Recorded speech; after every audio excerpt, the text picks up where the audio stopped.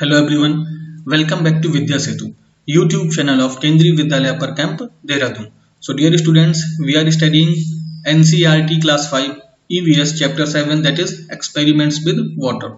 And in this video, we will understand the concept of buoyant force along with the force and gravity in very simple terms. जितने भी simple तरीके से हो सकेगा बच्चों, मैं आपको ये तीनों ही कंसेप्ट को समझाने की कोशिश करूंगा. So without wasting any time, let's start our video. So the question is, what is force? Force क्या होता है? The force can be defined as a push or pull. Push or pull. In Hindi में हम push को क्या बोलते हैं? Push माने धक्का देना. और pull माने क्या होता है कि अपनी ओर खींचना. जैसे कि एक पिक्चर में आप देख सकते हैं कि ये कौन सी प्रोसेस है, ये इसको हम बोलेंगे पुश, क्योंकि ये जो है धक्का मार रहा और ये इसमें अपनी ओर खींच रहा है. इसको हम क्या बोलेंगे? पुल. इसको हम सिंपली बच्चों जो है जो हमारे घर में दरवाजा लगा होता है, हम उससे समझ सकते हैं. ठीक है, कि जब भी हम दरवाजे को बंद करते हैं तो हम उसको पुश कर रहे हैं. ठीक है, और जब हम उसको खोलते हैं तो हम जनरली उसको पुल कर रहे हैं. ठीक है, और जब भी हम इस तरीके से कोई भी काम करते हैं तो उसको हम बोलते हैं we are applying force. Whether you are doing any heavier work or any lighter work. ठीक है, अगर आप कोई भी किसी भी तरीके का कार्य कर रहे हैं तो उसमें हमको जो है फोर्स लगती ही है बच्चों. ठीक है, चाहे अब वो आपको महसूस हो या ना हो. ठीक है, you are doing any type of work, any lighter or any heavier work, then generally you are applying force on it. ठीक है, so what is force? Force is a push or pull. Now question is, what is gravity? ठीक है, gravity क्या होती है? and the answer is gravity pulls everything downwards in a very simple terms. ठीक है, बहुत ही अगर सिंपल तरीके से बोले तो ग्रेविटी का कार्य क्या होता है? ग्रेविटी जो है प्रत्येक चीज को, एवरीथिंग डाउनवर्ड्स मतलब नीचे की ओर अपनी तरफ क्या करती है? पुल करती है, मींस खींचती है. ठीक है, जैसे कि इसमें आप देख सकते हो बच्चों, कभी आपने सोचा है कि जैसे अगर पेड़ से कोई फल गिरता है तो वो नीचे की ओर ही क्यों गिरता है? आप जमीन से हवा की ओर, ऊपर की ओर जो है बॉल फेंकते हो तो वो नीचे की ओर ही क्यों आती है? वो ऊपर से ही ऊपर की ओर क्यों नहीं चली जाती है? तो इसका आंसर जो है वो हमको ग्रेविटी देती है. ठीक है, कि this is because of the gravity जो है, अगर कोई भी चीज जो है वो अर्थ की सरफेस पर वापस आती है, क्योंकि अर्थ सरफेस जो है प्रत्येक ऑब्जेक्ट पर एक ग्रेविटेशनल फोर्स को जो है एक्सर्ट करता है. ठीक है, ग्रेविटेशनल फोर्स के कारण ही जो है प्रत्येक वस्तु जो है अर्थ सरफेस की ओर खींची हुई चली जाती है. ठीक है, जैसे अगर पेड़ से कोई भी फल गिरता है तो वो नीचे की ओर ही गिरता है. Gravity pulls everything downwards, means ये ग्रेविटी जो है वो प्रत्येक चीज को नीचे की ओर अपनी ओर खींचती है. ठीक है, तो ये भी कंसेप्ट आपको क्लियर हुआ होगा कि अर्थ की सरफेस की तरफ अगर कोई भी चीज है, मींस अर्थ की सरफेस में, तो वो ग्रेविटेशनल फोर्स के कारण ही जो है उसके ऊपर है. ठीक है, now we will understand the concept of buoyancy. Before that, we will understand why some substances float in water and why other sink in water. Water की जो प्रॉपर्टी होती है उसके कारण क्यों कुछ चीजें जो हैं वाटर पर फ्लोट करती रहती हैं और क्यों कुछ चीजें सिंक कर जाती हैं. हम इसके कंसेप्ट को अब समझेंगे. ऐसा क्यों होता है कि वाटर में कुछ चीजें फ्लोट करती हैं और कुछ जो है सिंक कर जाती हैं. So the answer lies in the buoyancy, means this is because of the buoyancy. ठीक है, buoyancy के कारण ही जो है कुछ चीजें पानी पर फ्लोट करती हैं, कुछ जो है सिंक कर जाती हैं, मींस डूब जाती है. buoyancy और the buoyant force. This is the most important topic in this video, so try to understand it. What is buoyancy force or what is buoyant force? ठीक है बच्चों, when a body is immersed in fluid means water or in liquid. ठीक है, fluid माने क्या हो जाएगा? या तो कोई लिक्विड है या फिर जनरली हम यहाँ पर किसकी बात कर रहे हैं? हम वाटर की बात कर रहे हैं. ठीक है। इमर्स माने होता है डुबोना, ठीक है, इमर्स करना। When a body is immersed in a fluid, an upward force is exerted by the fluid on the body. जब भी हम किसी भी चीज को फ्लूइड या फिर लिक्विड या फिर वाटर में जो है अंदर की ओर डुबोते हैं या फिर इमर्स करते हैं, एक अपवर्ड फोर्स मींस ऊपर की ओर, अपवर्ड क्या हो जाएगा ऊपर की ओर, डाउनवर्ड क्या हो जाएगा नीचे की ओर, ठीक है। क्या होता है जब भी हम किसी बॉडी को फ्लूइड के अंदर इमर्स करते हैं तो एक अपवर्ड फोर्स जो है फ्लूइड के द्वारा लगाया जाता है ऊपर की ओर, मींस पानी जो है ऊपर की ओर एक फोर्स लगाती है। और अर्थ क्या करती है, अर्थ के पास ग्रेविटी होती है जो हर चीज को अपनी ओर खींचती है।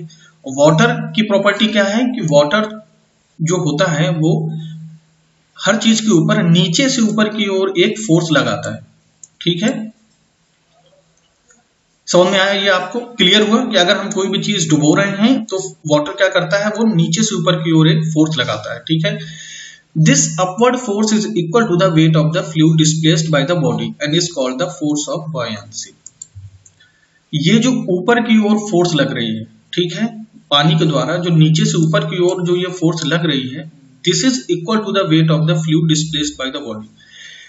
ये उस फ्लूइड के बराबर होता है या फिर उस लिक्विड के बराबर होता है जो किसी बॉडी ने उसमें डिस्प्लेस किया है, and is called the force of buoyancy. और इसी को जो हम बॉयंसी फोर्स कहते हैं। इसको कंसेप्ट को हम वीडियो में अभी आगे और अच्छी तरीके से समझेंगे बच्चों, ठीक है। इसको अभी हम आगे देखते हैं। So in simple terms, what is buoyant force? The upward force exerted by the liquid is called buoyant force, ठीक है। सिंपल टर्म्स में अगर हम कहें बॉयंट फोर्स क्या होती है या फिर बॉयंसी क्या होती है, तो the upward force exerted by the liquid means liquid के द्वारा जो हम अपवर्ड ऊपर की ओर जो फोर्स लगती है उसको हम बॉयंट फोर्स कहते हैं। ये चीज आपको क्लियर हुई होगी कि पानी जो है क्या करती है, पानी की टेंडेंसी होती है कि अगर उसके अंदर हम कोई भी बॉडी किसी भी ऑब्जेक्ट को अगर हम उसमें डुबोते हैं तो उस वाटर की प्रॉपर्टी होती है कि वो उसके ऊपर जो है ऊपर की ओर एक फोर्स को एक्सर्ट करता है। तो जो फोर्स वाटर ऊपर की ओर एक्सर्ट करता है उसी को जो है हम बॉयंट फोर्स कहते हैं, ठीक है। अब आगे हम समझते हैं। तो how do we know when an object will float or sink? इतना तो हमको समझ में आ गया, लेकिन अब हमको कैसे पता चलेगा कि कोई चीज जो है फ्लोट करेगी कि सिंक कर जाएगी? अब हम इसको समझते हैं, ठीक है। सपोज जैसे ये हमारी एक वाटर बॉडी है, ठीक है, ये एक फ्लूइड है, लिक्विड है, इसमें हमने एक बॉल को डाला, ठीक है। तो बॉल क्या करेगी, जब पानी के अंदर जाएगी तो पानी पर जो आपको ये जगह दिख रही है ना, यहां पर वो थोड़ी सी स्पेस ले लेगी, ठीक है। तो इस जगह को हम क्या बोलेंगे? वाटर लेवल क्या होगा, जब वो यहाँ पे गिरेगी तो वाटर लेवल जो है एक्चुअली में थोड़ा सा बढ़ जाएगा। तो जो ये जगह खाली हुई है जो बॉल डालने पर, इसको हम क्या बोलते हैं? डिस्प्लेस्ड वाटर, मींस अपनी जगह से हटा हुआ पानी। ये जो जगह होगी यहां से जो पानी हटा है इसको हम बोलते हैं डिस्प्लेस्ड वाटर। ये अभी आगे आपको क्लियर हो जाएगा। इस पिक्चर में जैसे कि आप देख सकते हैं, ठीक है, ये हमने एक ग्लास लिया, ठीक है। इस गिलास में हमने सपोज ये वुड का टुकड़ा जो है अभी नहीं डाला है और यहाँ पर देखो मार्किंग लगी हुई है, ये मार्किंग है, ठीक है। ये जो मार्किंग है ये क्या है? Water level with no wood. जब हमने ये लकड़ी का टुकड़ा इसमें नहीं डाला था तब वाटर लेवल कहाँ था गिलास में? यहाँ पर था, ठीक है। एक्चुअल वाटर लेवल ग्लास का यहाँ पर था। और जब हमने ये वुड का टुकड़ा इसमें डाल दिया तो पानी का लेवल कहाँ से आ गया? यहाँ से उठ करके पानी का लेवल यहाँ पर आ गया। मीन्स जो ये वुड है इसने जो है कुछ पानी को डिस्प्लेस किया अपनी जगह बनाने के लिए। तो जो डिस्प्लेस वाटर हुआ उसकी वजह से जो वाटर लेवल है ग्लास में बढ़ गया। तो यहां पर आप देख सकते हैं इतना जो है ये इतना, इसको हमने क्या मार्किंग दी हुई है? Displaced water. तो ये क्या है? डिस्प्लेस्ड मींस अपनी जगह से हटा हुआ पानी। सेम इन दिस केस, जब हमने बॉल डाली थी तो इसने कुछ जो है अपनी जगह लेने के लिए पानी को डिस्प्लेस किया था, तो उसको हम बोलते हैं डिस्प्लेस्ड वाटर। कोई भी ऑब्जेक्ट अगर आप पानी में डालोगे तो वो थोड़े से या जितना भी हो सकेगा, जितना वाटर की उसकी डिस्प्लेस करने की कैपेसिटी होगी उस वाटर को वो डिस्प्लेस करेगी बच्चों, ठीक है। तो ये चीज आपको उम्मीद करता हूं आपको समझ में आई होगी। So the buoyant force is equal to the weight of the displaced water. इससे पहले हमने buoyant फोर्स के बारे में पढ़ा, ठीक है। ये buoyant फोर्स क्या होती है? The upward force exerted by the liquid is called buoyant force. हमने एक डेफिनेशन ऊपर सबसे पहले ये पढ़ी इससे पहले। अब क्या है? The buoyant force is equal to the weight of the displaced water. ये हमारा सेकंड कंसेप्ट हुआ, ठीक है, कि जो buoyant फोर्स होती है वो किसके बराबर होती है? वो डिस्प्लेस्ड वाटर के बराबर होती है। जो ऑब्जेक्ट जो है वाटर को डिस्प्लेस कर रहा है उस डिस्प्लेस्ड वाटर के बराबर होती है buoyant फोर्स। लेकिन अभी भी हमारा क्वेश्चन ये नहीं आया कि क्यों कोई ऑब्जेक्ट फ्लोट कर जाता है और सिंक कर जाता है।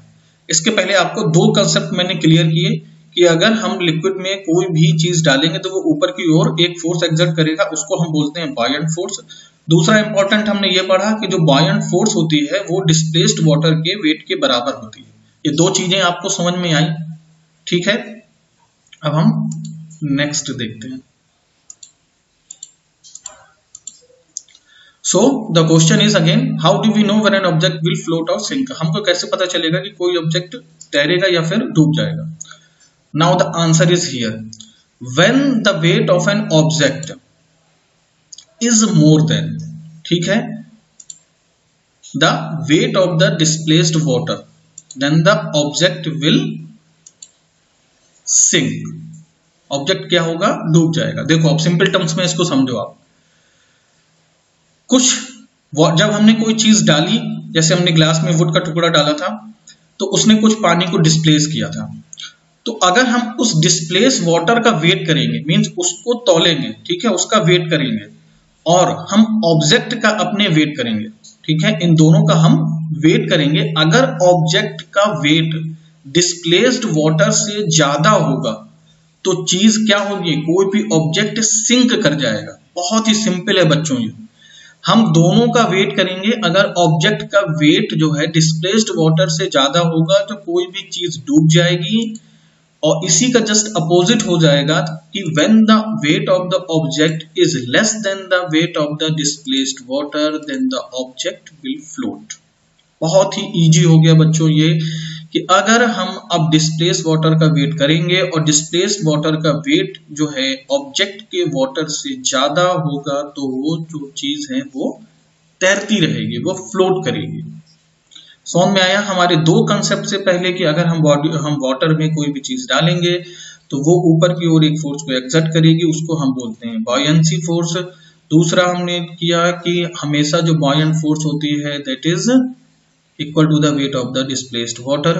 अब हमारे पास ये तीसरा कंसेप्ट है कि अगर weight of the object is more than the weight of the displaced water then the object will sink, and the weight of the object is less than the weight of the displaced water then the object will float। this is because of the buoyancy। ठीक है, ये चीज आपको समझ में आई। यहां पर भी हम एक बार देख लेते हैं इसको, ये डेफिनेशन को एक बार और, ठीक है। अब ये देखो वाटर हमने ये हमारी ऑब्जेक्ट है, ठीक है, ये हमने ऑब्जेक्ट को अपने वाटर में डाला तो ये ऊपर से नीचे की ओर जा रही है because of the earth gravitation, ठीक है, अर्थ की ग्रेविटेशन के कारण। लेकिन वाटर के पास टेंडेंसी क्या होती है? buoyant फोर्स की। तो वाटर भी नीचे से ऊपर की ओर क्या करता है? एक फोर्स को लगाता है, ठीक है। when the buoyant force is more than the weight of an object the object will float। हमने जस्ट इसके पहले वाली अपने स्लाइड में पढ़ा था कि जो buoyant फोर्स अगर ज्यादा होगी वेट ऑफ द ऑब्जेक्ट से तो ऑब्जेक्ट जो है फ्लोट करेगा, जैसे कि इस केस में आप देख सकते हैं, ठीक है। दूसरा, when the weight of an object is more than the buoyant force the object will sink। अगर buoyant force से ज्यादा जो है वेट होगा ऑब्जेक्ट का तो वो जो है डूब जाएगी। हमने वहां पर वेट की बात की थी, यहाँ पर हम buoyant force की बात कर रहे हैं, ठीक है। हमने जस्ट उसको जो है रिप्लेस कर दिया है। यहाँ पर हमने wait of the displaced water की बात की थी, इसकी जगह हमने buoyant force ले लिया है, ठीक है, सिंपल टर्म्स में। क्योंकि जो डिस्प्लेस्ड वाटर होता है वो उसका अगर वेट जो करेंगे तो वो that is equal to the buoyant force. अभी भी हमारा क्वेश्चन अगर आप पूछना चाहो तो एक क्वेश्चन ये होगा कि सर ये बड़े बड़े शिप्स होते हैं, ये क्यों तैरते रहते हैं पानी में, लेकिन जो ये एक नेल होती है, छोटी सी जो कील होती है, ये पानी में डूब जाती है, ठीक है। जो हमारा कंसेप्ट था वो क्लियर है, वही फ्लोट वाला, कि क्यों कोई ऑब्जेक्ट फ्लोट करेगा या सिंक करेगा, that is because of the buoyancy. और मैंने आपको 3 चीजें उसमें बहुत ही इंपॉर्टेंट बताई। अब हमारा क्वेश्चन आता है यहाँ पर कि शिप क्यों फ्लोट करता रहता है और नेल क्यों डूब जाती है। तो फ्लोटिंग एंड सिंकिंग मीन्स तैरना या फिर डूबना ऑफ एन ऑब्जेक्ट, किसी भी ऑब्जेक्ट का, also depends upon the area of the object, ये एरिया पर भी डिपेंड करता है। ठीक है, कौन चीज कितनी बड़ी है। अब बच्चों यहाँ पर समझो, अगर कोई चीज बड़ी है जनरली उसका हाँ वेट तो ज्यादा होगा, लेकिन वो पानी भी तो उतना ज्यादा ही डिस्प्लेस करेगी। ठीक है, और अगर किसी चीज का वेट एरिया कम है तो वो पानी भी अपने एरिया के हिसाब से, ठीक है, अपनी जगह के हिसाब से कम डिस्प्लेस करेगी। और ये जो पूरा कंसेप्ट है, this is depends upon the displacement of water. So the floating and sinking of an object also depends on the area. Area means क्षेत्रफल, मीन्स वो कितना एरिया ले रहा है, इस पर भी डिपेंड करता है। When the area of an object is more, जब एरिया किसी भी ऑब्जेक्ट का ज्यादा होगा, so the buoyant force exerted by the liquid will be more, तो जो buoyant force है वो भी बच्चों ज्यादा लगेगी। ठीक है, क्योंकि उसका एरिया ज्यादा है, उसका जो टच एरिया है वाटर बॉडी के साथ वो भी बहुत ज्यादा है, तो लिक्विड उसके ऊपर जो है एक ज्यादा फोर्स डालेगी। buoyant force exerted by the liquid will be more and the object will float।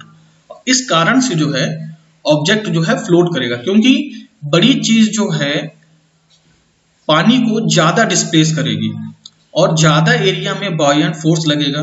और शिप में बच्चों जो है, इसी वजह से शिप जो है हल्की चीजों की बनी होती है, इसमें एयर चैम्बर्स वगैरह भी होते हैं, वो भी एक फैक्टर होता है जिस वजह से बड़ी शिप्स का वेट जो है कम हो जाता है और जो वाटर है वो डिस्प्लेस ज्यादा होता है, इस वजह से ये तैरती नहीं है। लेकिन कीली में क्या होता है बच्चों, कीली का जो एरिया होता है वो नेल का एरिया जो होता है वो कम होता है। ठीक है, क्यों? Because the area of the needle is small, जो एरिया है नीडल का वो स्मॉल होता है, and the weight of the needle is more than the buoyant force exerted by the liquid. तो स्मॉल मतलब कम एरिया होने की वजह से वो जो है पानी को कम डिस्प्लेस करती है, जिस वजह से जो बॉयंट फोर्स होता है वो उसके ऊपर कम लगता है, और वेट जो है वो नीडल का ज्यादा होता है, इस वजह से जो है वो डूब जाती है। ठीक है, तो यही रीजन है बच्चों कि हैवी शिप्स जो है फ्लोट करते रहते हैं, लेकिन नीडल जो है वो सिंक कर जाती है। आशा करता हूं बच्चों, उम्मीद करता हूं कि you have understood the concept. लेकिन अगर फिर भी अगर आपको कोई प्रॉब्लम आती है, ठीक है, अगर आप नहीं समझ पाते हो तो आप कमेंट करके मेरे से पूछ सकते हो, या फिर व्हाट्सएप में मैसेज कर सकते हो, व्हाट्सएप ग्रुप में अपने स्कूल के। या फिर बच्चों आपको तब भी नहीं समझ में आ रहा है तो आप मुझको कॉल करके बेझिझक अपने कंसेप्ट को क्लियर कर सकते हो, जिस भी बच्चे को अगर कुछ समझ में नहीं आता है तो। This is the end of the video. Thanks for watching. Have a good day and don't forget to write your name, class and section in the comment box. Thank you.